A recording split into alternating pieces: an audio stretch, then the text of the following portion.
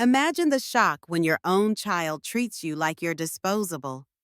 The sound of that lavender shortbread tin slamming down still echoes in my mind. At 72 years old, I expected respect from my daughter instead. I got crumbs scattered across my cardigan and a demand to give away my $85,000 dream. They thought I was just a pushover. A sweet old lady who would hand over her life savings to make everyone else happy. They were wrong. I'm Margaret Wilson, and this is the story of how I discovered after decades of putting everyone else first that it's never too late to stand up for yourself, even when your own family tries to tear you down. What would you do if your child demanded your life savings? Would you fight back? The lavender shortbread tin hits the table with a startling thud, crumbs scattering across my cardigan. I stare down at the mess, momentarily unable to process what just happened. Did my 48-year-old daughter really just slam my baking tin down in rage at a family dinner? I look up to find Rachel's face flushed with righteous anger, her manicured finger pointing accusingly at me. Around the table, shocked faces quickly rearrange themselves, some into expressions of judgment directed at me, others into uncomfortable glances at each other. No one speaks for several heartbeats. "You've always been selfish, Mother," Rachel spits. "At your age, you should be grateful we're even thinking about your future." I brush shortbread crumbs from my blouse, my fingers trembling slightly. Not from fear, from rage, a rage that's been building for decades. Let me back up a bit.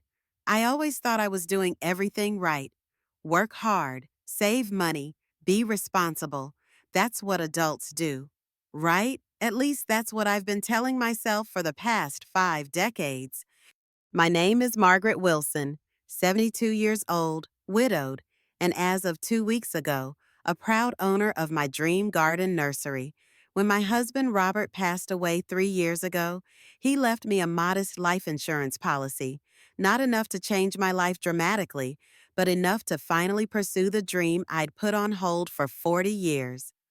I've been saving religiously since Robert and I paid off our mortgage, living frugally, growing my own vegetables, and saying no to those senior cruises my friends took without a second thought. While everyone else in my retirement community was posting Facebook photos from Alaska or buying new cars, I was working part-time at the library and putting every extra dollar into my savings account. So when I finally had enough $85,000 to be exact, I bought my dream nursery outright. No loans, no debt, just mine. It's a half-acre plot with a charming greenhouse about 15 minutes from my house, in a neighborhood that's not too fancy, but definitely popular with gardening enthusiasts. The previous owners had let it fall into disrepair, and the greenhouse needs reglazing. But I don't mind. I decided to do many of the renovations myself to save money. YouTube tutorials have become my evening entertainment. I'm in the middle of clearing overgrown beds when my phone rings. "It's Rachel." "Mom, dear, I need you to come over next Saturday for a family meeting," she says, her voice having that fake casual tone she uses when she's up to something. Family meeting. What's going on? I pause my gardening work, immediately suspicious. "Oh, it's a surprise. Just make sure you're here by 4, and bring one of those lavender shortbreads you make so well." "Rachel, seriously? What's this about?" "Just a little family gathering. Your granddaughter Emma will be there with her husband, and I've invited Uncle George and his kids, too." That raises my eyebrows. The whole extended family for a little gathering. "Mom, it's a secret surprise. Just be there, okay?" And then she hangs up. I shrug and go back to my gardening. Whatever drama Rachel is cooking up will have to wait. I have a nursery to revive. My daughter Rachel is 48 and has been married to Daniel for about 20 years. They live in a sprawling house in the suburbs with a 3-car garage and an in-ground pool. Unlike me, Rachel has always had an easier time of things. She was the homecoming queen while I spent my high school years working after classes. She got a business degree on our dime while I worked extra shifts to help pay her tuition. And somehow, Robert never seemed to mind that I was the one who sacrificed more. When Rachel was growing up, she was always the center of attention. Robert doted on her, his only child. When she wanted dance lessons, piano lessons, and cheerleading camps, we found the money somehow. When she needed braces, I took on a second job. When she wanted a car at 16, Robert bought her one despite my concerns about our budget. I still remember her college graduation when Robert gave her a diamond bracelet that cost more than our mortgage payment. When I questioned the expense, he said, she deserves something special, as if the education we'd paid for wasn't special enough. But I've never been the type to make a scene. I just worked harder, saved more, and proved I could take care of myself. The week flies by as I continue working on my nursery. I manage to clear all the beds and start planning which heirloom plants I'll specialize in. The sense of accomplishment I feel looking at my progress is worth every ache in my aging joints. When Saturday arrives, I wake up early to finish potting some rare dahlias before heading to Rachel's house. I prepare the lavender shortbread as requested and pack it carefully in my favorite decorative tin, the one with purple flowers that Robert gave me on our 30th anniversary. As I drive to Rachel's home, I wonder what this family meeting could possibly be about. As I pull into the driveway, I notice several cars already parked. I recognize my brother-in-law George's sedan and my granddaughter Emma's SUV. Whatever this is about, it's definitely a full family affair. I mutter to myself. I take a deep breath, grab the cookie tin, and head inside. Part 2. The Family Ambush. Mom's here, Rachel calls out as I walk through the door. She gives me a quick hug and takes the tin from my hands. Perfect timing. We're just about to sit down. I look around the living room. Emma and her husband are sitting on the couch, hands intertwined, whispering to each other. George is talking with his oldest son in the corner. Rachel's other children are already heading toward the dining room. What's going on? I ask Emma as I approach. She smiles mysteriously. You'll see. That doesn't help my growing sense of unease. The food is passed around pot roast, mashed potatoes, green beans, and the shortbread I brought is placed at the center of the table for dessert. Moyen. Everyone makes small talk, carefully avoiding whatever elephant is in the room. Finally, after everyone has filled their plates, Rachel stands up, tapping her glass with a spoon. I want to thank you all for coming today, she says, beaming. We have some wonderful news to share with you all. Rachel stands at the head of the table, her smile stretching unnaturally wide as she looks at Emma. Our dear Emma is moving back to town, she announces. The room erupts in cheers and congratulations. Emma blushes while her husband puts his arm around her shoulders. And they're looking to expand their landscaping business. Rachel continues. I clap along with everyone else, genuinely happy for my granddaughter, despite our complicated family dynamics. Congratulations, Emma, I say, smiling at her across the table, but Rachel isn't finished. She exchanges a look with George and Emma, then turns to me with an expression that makes my stomach drop. That's not all, she says, her voice cutting through the chatter. We have another announcement. The room quiets down. Everyone looks at Rachel expectantly, including me. As you all know, Mom recently bought herself a nursery, Rachel says, gesturing toward me. The relatives nod, some of them murmuring congratulations that they hadn't bothered to offer when I'd first shared the news 2 weeks ago. Mom is 72 years old and alone, Rachel continues. No husband, no partner to help with the physical labor. That nursery is too much work for someone her age. I feel my face growing hot. What does my age have to do with anything? Emma, on the other hand, Rachel goes on. has always dreamed of expanding her landscaping business to include plant nursery services. She and her husband need a new location now that they're moving back. My heart begins pounding as I realize where this is going. I glance at Emma and her husband, who are staring intently at their plates. Rachel turns to me, her smile now sharp as a knife. Mom, this is your chance to show how much you love your granddaughter, how generous and kind you are. I think you should give your new nursery to Emma and her husband. Silence falls over the dining room. I stare at my daughter in disbelief, waiting for the punchline to this horrible joke, but it never comes. You can go back to your community garden plot, Rachel adds casually, as if she isn't asking me to give away my $85,000 nursery. You don't need all that responsibility at your age. I look around the table. George nods in agreement with Rachel. Emma finally meets my eyes, a mix of embarrassment and expectation on her face. That's a wonderful idea. My nephew chimes in. Family should always come first. Several other relatives nod in agreement, but I notice a few shifting uncomfortably in their seats. This isn't a spontaneous suggestion. This is a planned ambush. You're not serious, I finally manage to say. Of course I am, Rachel replies, her voice hardening. Your granddaughter needs it more than you do. I stand up slowly, my chair scraping against the floor. Let me get this straight. You want me to give Emma my nursery? The nursery I worked part-time for years to afford the nursery I just bought with money from your father's insurance and my savings. You want me to just hand it over because Emma wants it. Mom? George cuts in, his tone warning me to back down. Don't be selfish.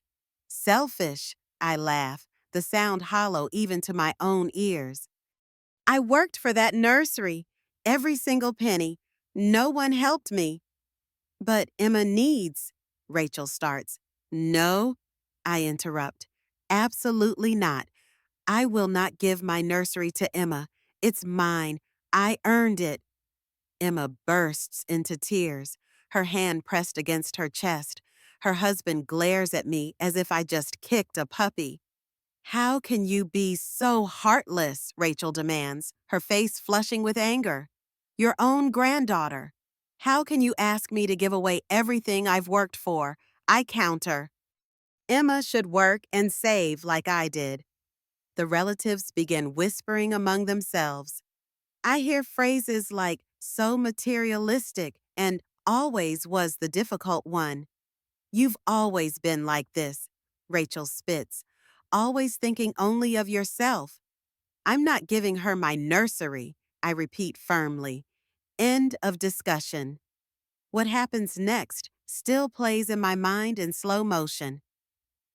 Rachel grabs the shortbread tin I brought, the one sitting untouched in the center of the table, and slams it down hard. The lid pops off, cookies shattering and scattering across the tablecloth. Several pieces fly up and land on my blouse. The room falls silent. I slowly brush the crumbs from my cardigan, letting pieces fall to the floor. Rachel and George don't look shocked or horrified by her outburst. Instead, they seem pleased, as if I've finally gotten what I deserved. Without a word, I grab my purse and keys and walk out, shortbread crumbs still clinging to my clothes. Behind me, I can hear the shouts beginning. Stubborn old woman, Rachel's voice calls after me.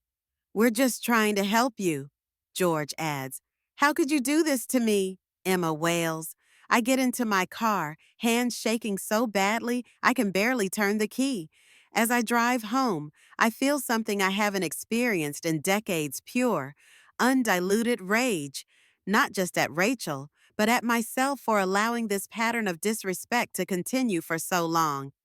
Part 3. Financial Revelations. When I arrive home, I don't cry. Instead, I do something none of them would have expected. I go straight to my home office, pull out the key to the fireproof lockbox Robert had insisted we keep, and begin searching through decades of financial records.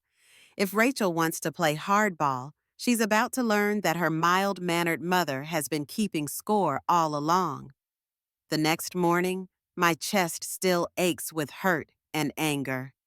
My phone buzzes incessantly with text messages and missed calls, all from family members expressing their disappointment in my selfishness.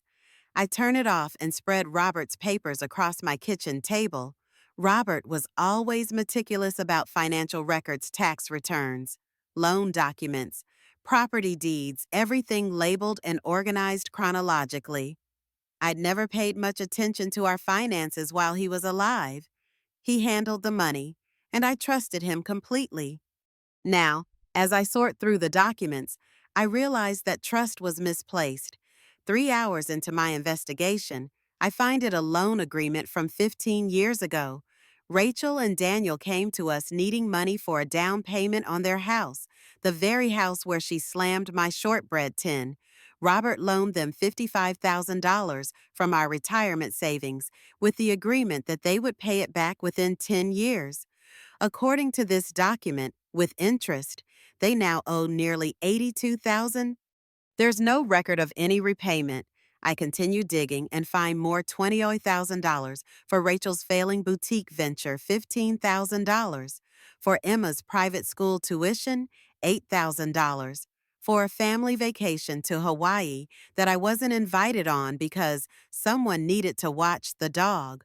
All loans, all unpaid, all withdrawn from our retirement savings without my knowledge. By lunchtime, I've tallied over $120,000 in unpaid loans to Rachel and her family, money that should have been part of my retirement, money that could have bought a much larger nursery or funded my comfortable retirement for years. I sit back, stunned. No wonder Robert was so anxious about money in his final years. He'd been giving it all away to Rachel without telling me. In his final months, when he was too weak to manage the finances, I'd wondered why our savings seemed so much less than I'd expected. Now I know. The realization hits me like a physical blow. Robert betrayed me financially for years, and Rachel was complicit in it. My phone buzzes again. I turn it on to find a text from Rachel. "Mom, you're being ridiculous. Emma's heartbroken. We're coming over tomorrow to discuss this like adults." Like adults. After she'd slammed my shortbread tin and scattered it everywhere, I text back, "I'm busy tomorrow. I'll call you when I'm ready to talk." Then I turn off my phone again and reach for my address book. There's a name in there I haven't called in years. Martin Fletcher, Robert's attorney. It's time I had some legal advice of my own. Part 4. Legal Counsel. Martin's office hasn't changed much in the 15 years since I was last here. The same leather chairs, the same framed diplomas on the wall, the same smell of furniture polish and old books. Martin himself has aged, his hair now completely white, but his handshake is as firm as ever. "Margaret," he says warmly, "it's been too long." I was deeply sorry to hear about Robert. "Thank you, Martin," I reply, settling into the chair across from his desk.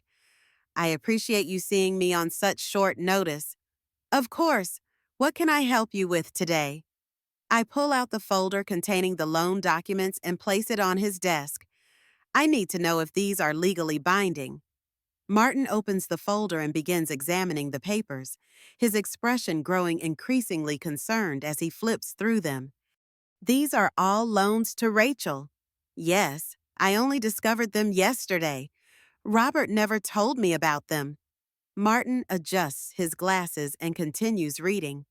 "The documentation is solid. These are properly executed promissory notes signed by both Rachel and her husband. The terms are clear, including interest rates and repayment schedules. So they're legally enforceable." "Absolutely. Did Rachel make any payments on these loans?" "None that I can find." "And these records," I tap the folder, "are all I have left of Robert's financial management?" Martin leans back in his chair, steepling his fingers. Margaret, may I speak frankly? Please do. Robert was my client for over 30 years. He was a good man in many ways, but he had a blind spot when it came to Rachel. I advised him against several of these loans, especially the larger ones. I was concerned about the impact on your retirement. I nod, unsurprised. Robert always gave Rachel whatever she wanted. Yes, he did. Martin sighs. Margaret, these loans are legally binding. As Robert's widow and the executor of his estate, you have every right to demand repayment. However, I should warn you that family financial disputes can get messy. Are you prepared for that? I think of the shortbread crumbs on my cardigan, of Rachel's smug face as she demanded I give away my nursery, of decades of putting everyone else's needs before my own. Yes, Martin, I'm prepared. Then let me draft a formal demand letter. We'll give Rachel 30 days to respond with a repayment plan. If she doesn't, we can consider further legal action. As I leave Martin's office, I feel lighter than I have in years. For the first time, I'm fighting back. The sweet, accommodating Margaret that everyone has taken advantage of for decades is gone. In her place stands a woman who finally understands her own worth. The demand letter arrives at Rachel's house 3 days later, sent by certified mail requiring a signature. I imagine her face as she reads it, the smug expression giving way to shock and then panic as she realizes the financial hole she's in. Sure enough, my phone rings within hours of the letter's delivery. Mom! Rachel's voice is shrill with panic. What is this, some kind of joke? It's not a joke. Rachel! Those are legal documents showing the money you've borrowed from your father and me over the years. Money that was supposed to be repaid. Dad gave me that money. He wanted me to have it. He loaned you that money. I correct her calmly. And you signed agreements promising to pay it back. This is because of the nursery, isn't it? You're punishing me because I suggested you give it to Emma. You didn't suggest anything. Rachel, you demanded I give away my property, then slammed a tin of cookies when I refused. I was upset you embarrassed me in front of everyone. By not giving away my nursery, the property I paid for with my own money. How exactly did that embarrass you? Rachel's voice lowers to a hiss. Listen to me, Mother.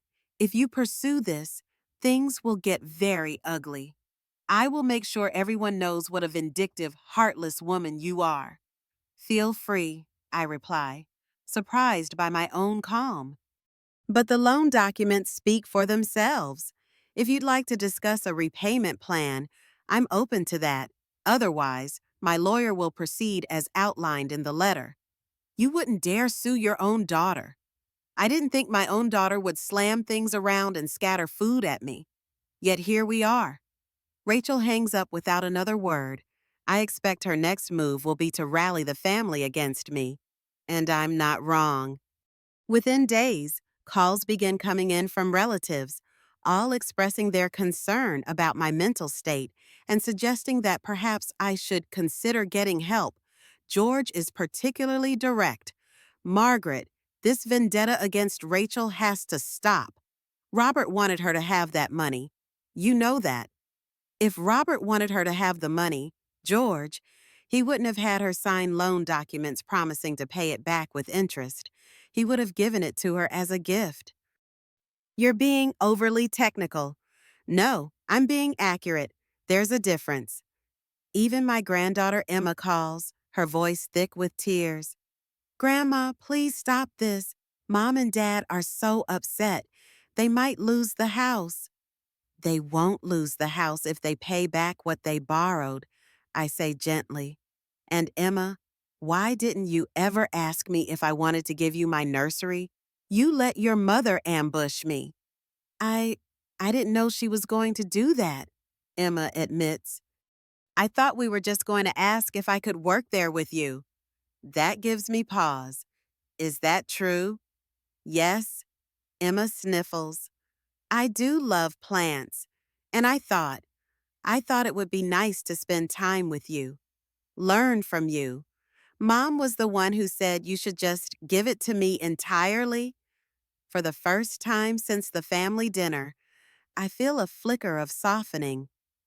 Emma, if you want to learn about plants, you're welcome to come help me at the nursery. As an employee or apprentice, not an owner, but only if you apologize for your part in that ambush. Really? Hope tinges her voice. I would like that, and I am sorry. Grandma, I should have stood up for you. Yes, you should have. Think about it and let me know. After I hang up, I consider Emma's revelation. If she's telling the truth, Rachel manipulated not just me, but her own daughter as well. The thought hardens my resolve. Part 5. Growth at the Nursery. The nursery is coming along beautifully. I've spent the past 2 weeks clearing overgrown beds, repairing irrigation systems, and cataloging the existing plant stock. The physical labor is demanding but satisfying in a way desk work never was. I've even hired a local teenager, Tyler, to help with some of the heavier tasks. Ms. Wilson? Tyler calls from the greenhouse. I found another crack in the glass over here. I make my way over, clipboard in hand. Mark it on the diagram, please. We'll need to replace that whole section. Tyler nods, making a note on the greenhouse layout I've sketched. He's a good worker, respectful and thorough.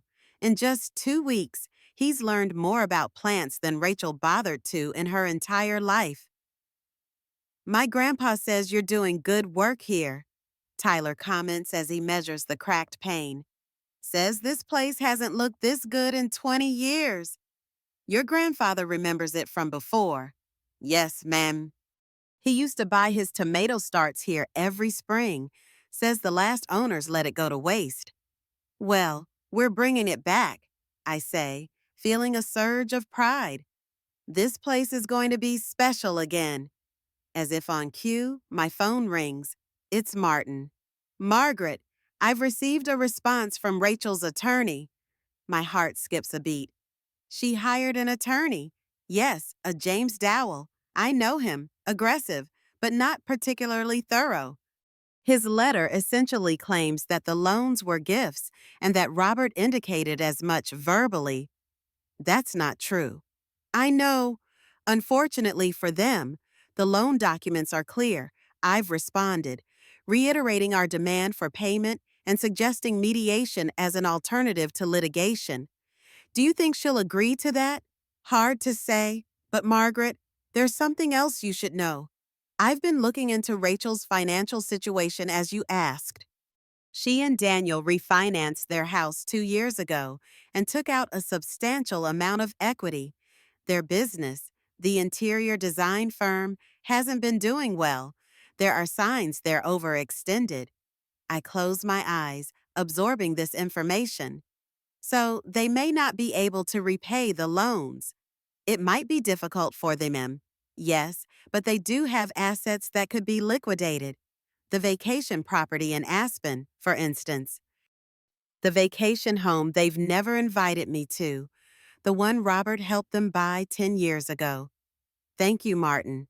Keep me updated. After hanging up, I sit on a nearby bench, contemplating this development. Rachel's financial troubles explain her desperate grab for my nursery. She probably saw it as a potential asset she could leverage or sell. My reverie is interrupted by the sound of a car pulling into the gravel driveway, Saint-Dawn. Looking up, I'm surprised to see Emma getting out, dressed in jeans and a simple t-shirt, a far cry from her usual designer outfits. Grandma, she calls hesitantly, is it okay if I come in? I nod, watching as she picks her way carefully through the nursery, looking out of place among the dirt and plants. I came to apologize, she says when she reaches me. Properly, in person. What happened at that dinner was wrong. Mom shouldn't have slammed the tin down like that. And I shouldn't have let her try to take your nursery. I study her face. looking for signs of insincerity, but find none. Thank you for saying that, Emma. I meant what I said about wanting to learn from you. She gestures at the nursery. This place already looks different. Better. It's a work in progress, I acknowledge. Could I? Would you still be willing to let me help? I could come a few days a week. I really do want to learn. I consider her request. Is this another of Rachel's manipulations, sending Emma to soften me up? Or is my granddaughter genuinely interested? Emma, why do you want to work here? Honestly. She bites her lip, thinking. Partly because I do love plants. I always have, ever since you taught me to grow marigolds when I was little. But also, I need to do something productive with my life. Mom and Dad have always handed me everything. I'm 28 and I've never had a real job. I've never earned anything on my own merit. She looks at me directly. I want to know what that feels like. Her honesty surprises me. Perhaps there's more of me in her than I thought. All right, you can start tomorrow. 7 a.m. Wear clothes you don't mind getting dirty. Emma's face lights up. Really? Thank you, Grandma. As she drives away, I wonder if I'm making a mistake. But something tells me that Emma's involvement might be the key to resolving this family conflict, though not in the way Rachel intended. Part 6. Old Friends and New Allies. The next month passes in a blur of activity. The nursery is shaping up beautifully, with newly cleaned beds ready for planting, a partially repaired greenhouse, and fresh gravel on the paths. Emma has proven to be a surprisingly dedicated worker, showing up every morning ready to learn and willing to get her hands dirty. Meanwhile, the legal situation with Rachel has escalated. She's refused mediation, insisting through her attorney that the loans were gifts. Martin has filed a lawsuit in response, triggering a frenzy of activity from Rachel and her allies. The family has effectively split into two camps.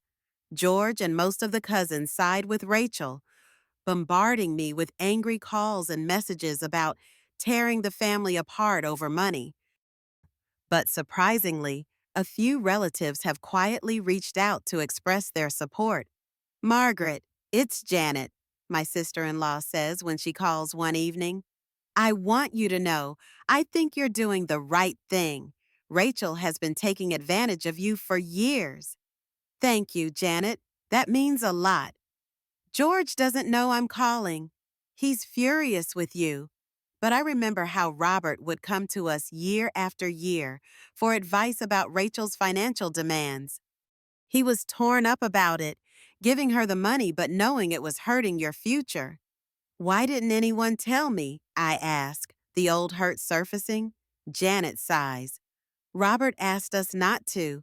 He didn't want you to think less of him for not being able to say no to her. He was planning to make it right before he retired, but then the cancer came. I thanked Janet for her call, reflecting on this new perspective on Robert. He'd known he was depleting our retirement to fund Rachel's lifestyle, yet he'd hidden it from me. Was that protection or betrayal? Perhaps a bit of both. The lawsuit has also brought unexpected allies out of the woodwork. Daniel's former business partner, a man named David Chang, contacts Martin offering information about Rachel and Daniel's financial dealings. They pushed me out of the business 3 years ago. David explains when we meet for coffee. Claimed the company was struggling and couldn't support both partners, but then they immediately bought a vacation home and 2 new cars. I always suspected they were hiding assets. Do you have any proof? I ask. Some. Enough to show a pattern of financial mismanagement and possible fraud. I'll share what I have. Ms. Wilson, your daughter and son-in-law cost me my business. I'm happy to help you get what's rightfully yours. With David's information, Martin is able to strengthen our case, adding claims of fraudulent transfer of assets to the lawsuit. The pressure on Rachel is building. Then comes the news that changes everything. A local business journal publishes an article about financial troubles at several design firms in the area, including Rachel and Daniel's company. The article mentions tax liens and potential bankruptcy filings. The same day the news breaks, Rachel shows up at the nursery unannounced.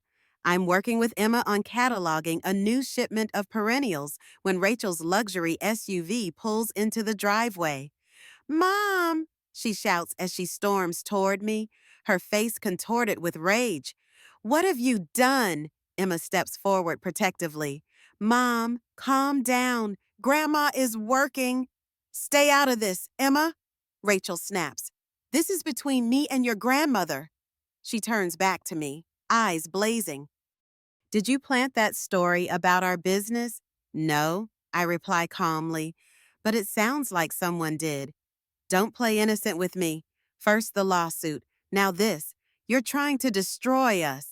Rachel, I didn't plant any story, but if you've been having financial problems, that's on you, not me. She laughs bitterly. Of course, Saint Margaret, always perfect, always judging everyone else.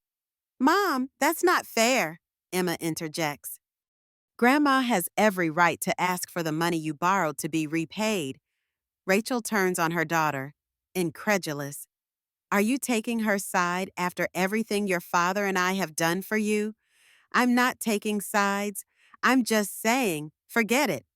Rachel cuts her off. I see how it is. She's turned you against me, too. She points a finger at me. This isn't over. Mother, not by a long shot. As Rachel drives away, tires spinning on the gravel, Emma turns to me with tears in her eyes. I'm sorry, Grandma. She's not usually like this. But she is. Rachel has always been like this, entitled, manipulative, angry when she doesn't get her way. The difference is that now, for the first time, I'm not giving in. It's all right, Emma, I say, patting her shoulder. Let's get back to work. These plants won't catalog themselves. Part 7. An Unexpected Visitor. 2 days after Rachel's confrontation at the nursery, an unexpected visitor arrives. Daniel, Rachel's husband. He looks haggard, the confident businessman replaced by a man clearly under strain. Margaret, he says, extending his hand formally. Thank you for seeing me. Daniel. I nod, gesturing to the small office I've set up in the corner of the greenhouse. Come in. He follows me, glancing around at the nursery with what seems like genuine interest. You've done remarkable work here in just a few weeks. Thank you. Would you like some tea? No, thank you. I'll come straight to the point. Rachel doesn't know I'm here. That's surprising. In 20 years of marriage, I've rarely seen Daniel act independently of Rachel. I've come to offer a settlement, he continues, opening his briefcase and pulling out a folder. We can't pay back all the loans right now, but we can do this. He hands me the folder. Inside is a proposal. They would sign over their vacation property in Aspen to me, valued at approximately $150,000.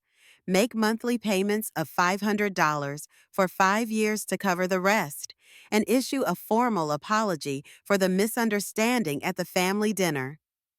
Why now? I ask, studying the document. Daniel sighs, suddenly looking every day of his 50 years. The business situation? We're in trouble. Margaret? Deep trouble. We need to liquidate assets to pay creditors. And this lawsuit is complicating things. I see. Rachel doesn't want to settle. She's convinced we can win the lawsuit. But our attorney, he hesitates. Our attorney says we're likely to lose, given the documentation you have, and if it goes to trial, the judge could award you even more, including legal fees. I set the folder down on the desk. Daniel, I appreciate you coming to me with this, but there's something missing from your proposal. What's that? An acknowledgement of the pattern. This isn't just about money. It's about decades of taking advantage, of manipulation, of disrespect. Rachel slammed a tin of cookies, Daniel, in front of the entire family because I wouldn't give away my property. Daniel has the decency to look ashamed. I know, that was inexcusable. Yes, it was. And it was the culmination of a lifetime of similar behavior. I need to know that's over. That Rachel understands she can't treat me that way anymore. What would you need to see? I consider carefully. What do I really want? Revenge. Respect, yes. But more than that, I want peace on my terms. A real apology, not just for the incident at dinner, but for the pattern. And I want it in front of the same family members who witnessed the original offense. Daniel winces. Rachel won't like that. I'm sure she won't, but it's non-negotiable. I'll talk to her, he promises. And Margaret, for what it's worth, I'm sorry too. I should have stopped her that night. I should have stopped a lot of things over the years. After Daniel leaves, I call Martin and explain the settlement offer. It's not bad, he admits. The property value is close to what they owe on the larger loans. The monthly payments would cover the rest with interest if they keep them up. Do you think they will? Hard to say. The business situation puts pressure on them to resolve this quickly. But Rachel seems determined to fight. It might come down to whether Daniel can convince her, and if he can't, then we proceed with the lawsuit. Based on what I've seen, we have a strong case. I hang up, feeling strangely deflated. Despite everything, I don't want to destroy Rachel. She's still my daughter. I just want her to recognize what she's done wrong and make amends. Is that too much to ask? The next morning, I'm preparing to open the nursery for business, our official first day accepting customers, when Emma calls. Grandma, I need to tell you something, she says, her voice tight with anxiety. What is it? Dear, Mom and Dad had a huge fight last night about the settlement offer. Dad told her about visiting you, and she was furious that he went behind her back. I close my eyes, unsurprised but disappointed. I see. She's planning something. Grandma, I don't know what exactly, but she kept saying she'd take care of it her way. A chill runs down my spine. Thank you for warning me, Emma. I'm sorry about all this, she says miserably. If I'd never said I was interested in the nursery, no, I interrupt firmly. None of this is your fault. Emma, your mother's actions are her responsibility, not yours. After hanging up, I call Martin again and relay Emma's warning. I take this very seriously, he says, concern evident in his voice. If you believe Rachel might damage your property or harm you in any way, you need to take precautions immediately. I don't think she'd hurt me physically, but the nursery? She's always resented your independence. And now that it's about to open, to become successful. Do you have security cameras? Martin asks. No, not yet. It's on my list. Get them today, Martin advises, and stay alert. If anything happens, anything at all, call the police first, then me. I spend the day in a state of hypervigilance, jumping at every noise, scrutinizing every customer who comes through the gates. But the day passes without incident, and the nursery's opening is a modest success with steady foot traffic and several substantial sales.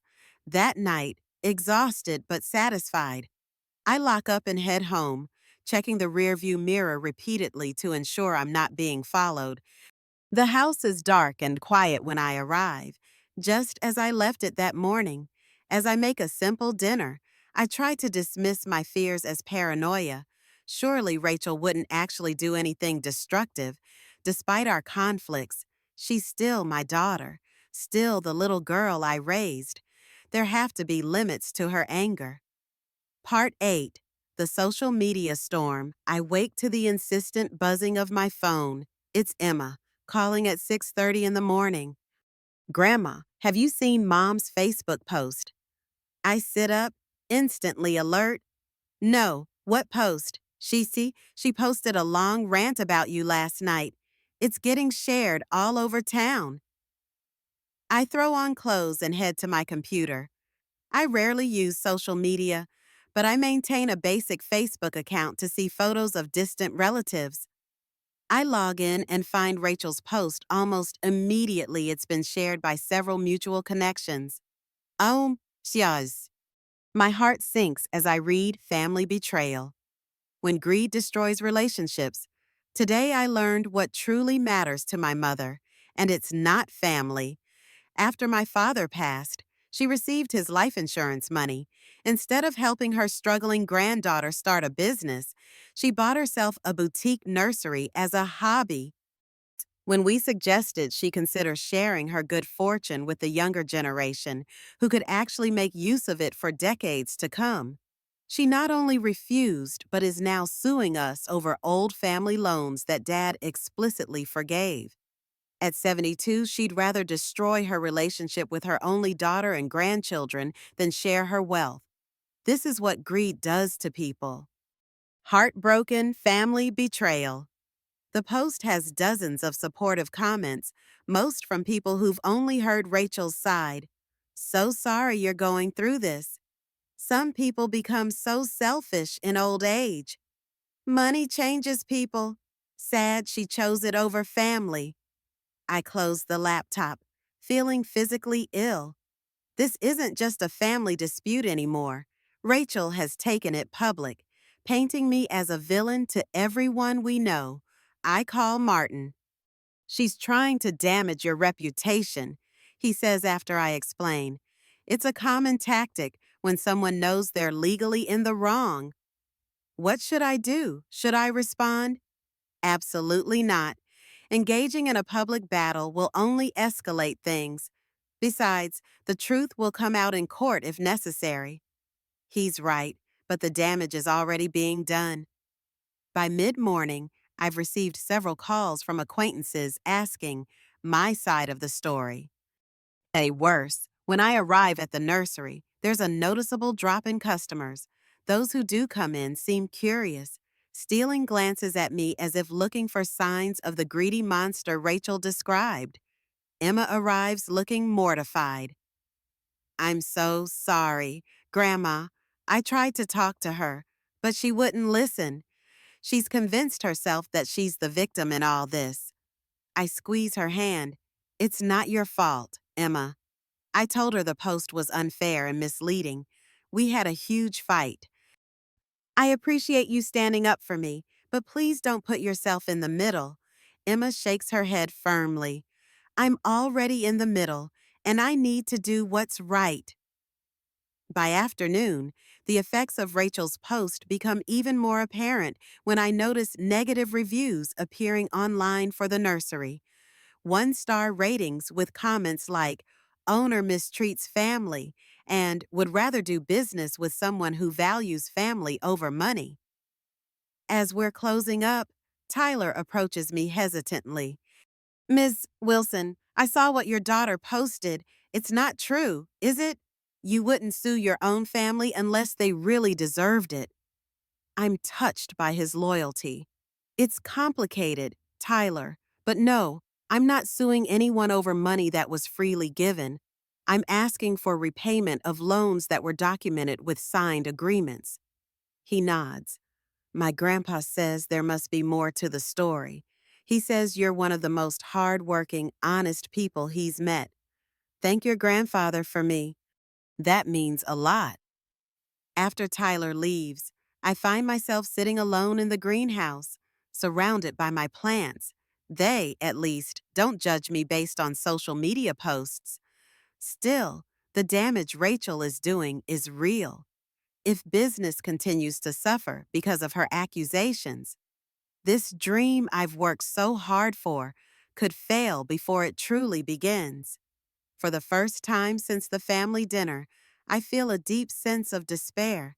Maybe fighting back was a mistake. Maybe I should have just given in, as I always have. My phone rings, interrupting my dark thoughts. It's Janet, George's wife. Margaret, I've seen Rachel's post. It's despicable what she's doing. Thank you, Janet. I want you to know that George and I had a serious talk last night. I told him everything I know about the loans Rachel took from you and Robert. He had no idea it was that much money, or that there were signed agreements. He thought they were gifts. This surprises me. Rachel told him they were gifts. Yes, she's been lying to a lot of people for a long time. George is, well, he's still processing it all, but he's not on her side anymore. And I've already commented on her post with a few choice words about telling the whole truth. After we hang up, I check Rachel's post again. Sure enough, Janet has commented, Rachel, I love you like a daughter, but this post omits crucial facts. Your parents supported you generously throughout your life. See. The money you're referring to was borrowed with signed agreements promising repayment. Your father trusted you to honor those promises. Several people have responded to Janet's comment, asking questions. The narrative is beginning to shift. I close my laptop, feeling a small measure of hope return. The truth has a way of emerging, even in the midst of well-crafted deceptions. Part 9, Night Visitor. 3 days later, things have settled into an uneasy pattern. Business at the nursery is slowly recovering as Janet's comments sparked a more balanced conversation online. Emma continues to work diligently, and Tyler has become an invaluable assistant, especially with the heavier work. I've installed security cameras around the nursery perimeter, following Martin's advice. The setup was simpler than expected, with the cameras sending alerts to my phone if they detect motion after hours. It's just past midnight when my phone chimes with an alert. I tap the notification and watch with growing alarm as a hooded figure moves through the nursery. Clearly visible in the infrared light of the camera, the person heads straight for the irrigation controls, manipulating something there before moving to the newly planted beds. My heart pounding, I call the police, then throw on clothes and drive the 15 minutes to the nursery, arriving just as a patrol car pulls up. Ms. Wilson, a young officer approaches. I'm Officer Rivera. We got your call about a trespasser. Yes, they're on my security cameras, breaking into the irrigation controls. Officer Rivera and her partner sweep the property, but the intruder is gone. In the morning light, we assess the damage someone has tampered with the irrigation system, turning it to full volume and flooding several newly planted beds. Some rare seedlings are ruined, washed out of their careful arrangements. Do you have any idea who might have done this? Officer Rivera asks. I hesitate. I strongly suspect Rachel, but I have no proof. The camera footage shows only a hooded figure whose face is never visible. I'm in a legal dispute with my daughter, I admit. Things have been tense. Officer Rivera nods, making notes. Family situations can get complicated. We'll file a report, but without clear identification, there's not much we can do except increase patrols in the area. And after the police leave, Emma arrives for her shift, gasping when she sees the damage. Oh no, who would do this? I don't answer directly. Let's focus on saving what we can. We spend the morning carefully replanting what can be salvaged. The flood has caused about $2,000 in damage not devastating, but significant for a new business. As we work, customers begin to arrive. To my surprise, many mention seeing posts about the vandalism.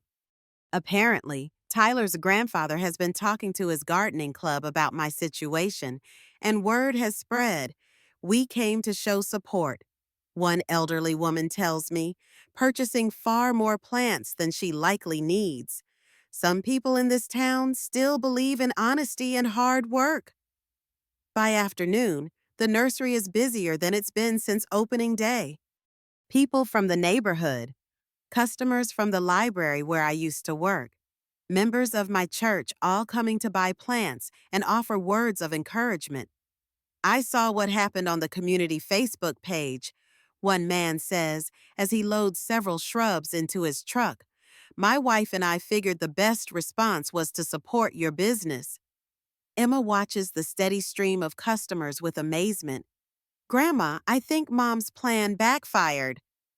What do you mean? The vandalism. If it was meant to hurt your business, it's done the opposite. People are rallying around you. I hadn't considered this perspective, but Emma is right. Sometimes when people try to tear you down, others step up to hold you steady. The day's sales more than make up for the damage. And by closing time, my spirits have lifted considerably. As Emma and I are locking up, Janet's car pulls into the driveway. To my surprise, George is with her.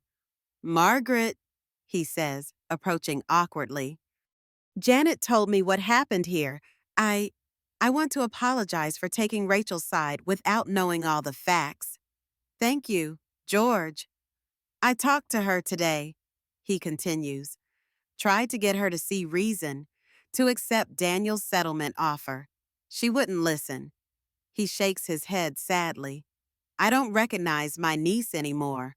The Rachel I thought I knew wouldn't destroy property or try to ruin someone's reputation. People change when they're desperate, Janet says quietly. Or maybe they just show who they've always been, I counter, when they don't get their way. George looks troubled by this thought. Maybe, either way, Janet and I want you to know we're on your side now, and we're not the only ones. He gestures to his truck. We brought some plants from our garden to replace the ones that were damaged. Janet said you lost some specialty items. I'm moved by the gesture. Thank you. That's very kind. As they unload trays of carefully potted seedlings, I reflect on how this conflict has revealed both the worst and best in my family. Rachel's actions have been disappointing, but others, Emma, Janet, even George, have shown character and integrity I hadn't fully appreciated before. Part 10. Resolution and New Beginnings. The following week brings a development I hadn't expected. Daniel calls, his voice tight with tension. Margaret, Rachel's agreed to the settlement. All your terms, including the public apology. I'm momentarily speechless. What changed her mind? Reality, Daniel says simply. Our business is struggling, and the lawsuit is making things worse. Plus, the community backlash after someone vandalized your nursery people are putting two and two together. Even though we don't have proof it was her, I don't press the issue of the vandalism. Whether Rachel was directly responsible or not isn't important now. What matters is ending this conflict and moving forward. When can we sign the papers? Martin and our attorney are finalizing the details. They suggested meeting Friday. That works for me. And Rachel agreed to the apology dinner on Saturday, Daniel adds. Same guests as before. I hang up, feeling strangely hollow. This is a victory, I suppose, but it doesn't feel like one. I've won the battle, but at what cost to my relationship with my daughter? The settlement meeting is brief and businesslike. Rachel doesn't speak except to sign the documents transferring ownership of the Aspen property to me and agreeing to the monthly payments. She doesn't meet my eyes, and I don't try to force a connection. Martin reviews the terms one last time. I agree to drop the lawsuit and make no further claims regarding the loans. In exchange, I receive the vacation property, monthly payments for 5 years, and a public apology at the family gathering scheduled for the next day. As I drive home, I wonder if I've done the right thing. The money matters. Of course, it's my retirement, my security. But more important was the principle Rachel needed to understand that actions have consequences, that she couldn't simply take and take without repercussion. I sleep fitfully that night, my dreams filled with fragmented images of Rachel as a child, reaching for me with trusting hands. Then, as an adult, her face twisted with rage as she slams down the shortbread tin. The family dinner is held at a neutral location, a private room at a local restaurant. The same relatives who witnessed Rachel's outburst at me are present, along with Martin and Rachel's attorney. Rachel sits stiffly at the table, Daniel beside her. Emma sits next to me, her quiet support a tangible comfort. Rachel looks smaller somehow, her designer outfit hanging loosely on her frame, her makeup not quite concealing the dark circles under her eyes. Despite everything, my heart aches at seeing her so diminished. Martin reads the settlement terms aloud, the transfer of the Aspen property to me, the monthly payments, the dropping of any potential charges for the vandalism incident, though no one directly accuses Rachel, and finally, the public apology. When he finishes, all eyes turn to Rachel. For a moment, I think she might refuse, might storm out as she has so many times before. But instead, she stands slowly, her hands gripping the edge of the table. I, Rachel Wilson Pearson, she begins, reading from a prepared statement. Apologize to my mother, Margaret Wilson, for my behavior at the family dinner on April 15th, where I acted inappropriately by slamming down a container of food. She pauses, then continues, her voice less mechanical. I also apologize for the pattern of disrespect I have shown my mother over the years, and for the financial burden I placed on my parents through loans that I did not repay. She looks up from the paper, meeting my eyes directly for the first time in weeks. I'm sorry, Mom, I was wrong. The room is silent. I study my daughter's face, looking for signs of the manipulation I've come to expect. But all I see is exhaustion and perhaps a glimmer of genuine remorse. Thank you, Rachel, I say quietly. I accept your apology. The legal documents are signed. Hands are shaken, and just like that, the conflict that has consumed our family for months is officially resolved. As people begin to leave, Rachel approaches me hesitantly. Mom, I know I have no right to ask this, but is there any way we can rebuild our relationship? Not now, but someday. I consider her question carefully. That depends on you. Rachel, words are easy. It's actions that matter. She nods, accepting this. I understand. For what it's worth, I am getting help. Therapy. It's part of sorting out our financial situation, but I think I need it anyway. I think that's wise. And Emma seems happy working at the nursery. She talks about it all the time. She's a good worker. I acknowledge. She has potential. Rachel smiles faintly. She gets that from you. I think, not me. As I drive home from the restaurant, I reflect on the journey of the past few months. From the moment the shortbread tin slammed down to this tentative peace, I've changed in ways I never expected. I've discovered strength I didn't know I possessed, boundaries I should have established decades ago, and a community I never realized was there for me. The nursery is flourishing now, 6 months after the vandalism incident. The damage, ironically, brought publicity that attracted new customers. Emma continues to work with me 3 days a week, showing a genuine talent for plant propagation. Tyler has been promoted to assistant manager, and I've even started teaching gardening classes for seniors, sharing the knowledge I've accumulated over a lifetime. Rachel and I are not close and may never be again, but we're civil. She makes her monthly payments on time. She sends birthday and holiday cards small steps.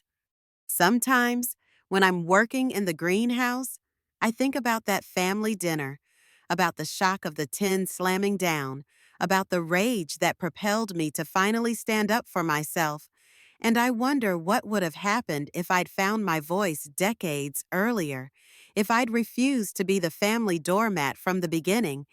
But then I look around at my nursery, my dream, my creation, my legacy, and I realized that perhaps things happened exactly when they needed to. At 72, I finally learned that it's never too late to bloom as I tend to my flowers in the greenhouse, watching the sunlight filter through the newly repaired glass. I sometimes think about that family dinner the moment the shortbread tin slammed down and changed everything. The journey hasn't been easy. Standing up to Rachel cost me more than I expected, but it gave me something priceless: my dignity, my independence, and a business I built with my own two hands. My nursery flourishes now, and so do I. Emma works by my side 3 days a week, learning the value of honest work, something her mother never understood. Rachel and I maintain a civil distance. The wounds may never fully heal, but that's okay. At 72, I've learned that some relationships need boundaries more than they need closeness. They say it's never too late to discover your strength, never too late to demand respect. Never too late to bloom. I'm Margaret Wilson, and my life's second chapter is just beginning. What will you fight for before it's too late? If you enjoyed my story, please subscribe to hear more tales of redemption, family conflict, and finding courage at any age. Remember, the most beautiful flowers often bloom in the most unlikely seasons.